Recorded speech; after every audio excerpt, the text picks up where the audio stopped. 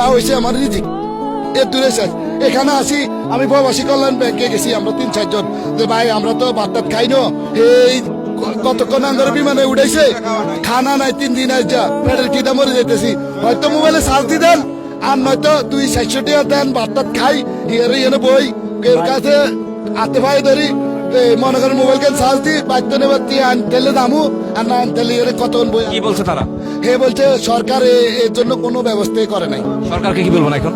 সরকারকে বলতেছে এটা কি আমরা মনে করেন অনেক সময় ফেসবুকে দেখি সরকার আমাদের প্রবাসীর জন্য এটা করছে ওই করে এই করে, হিরিয়ালে লোন দেয়, এরা দেয় হেরা দেয়।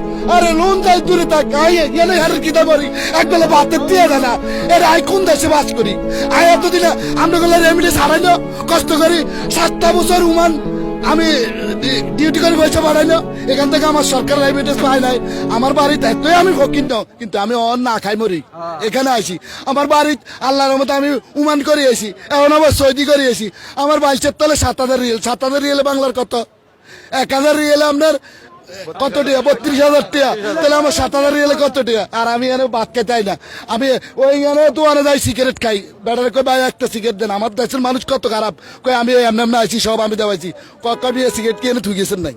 হ্যাঁ, আর আমরা প্রবাসের তন কত মানুষের জন্য বন্ধ হয়েছে, আর এই প্রমাণও আমার কাছে আছে। আমরা টাকা বাড়াইছি, বন্ধ হয়েছে টাকা বাড়াইছি দেশে।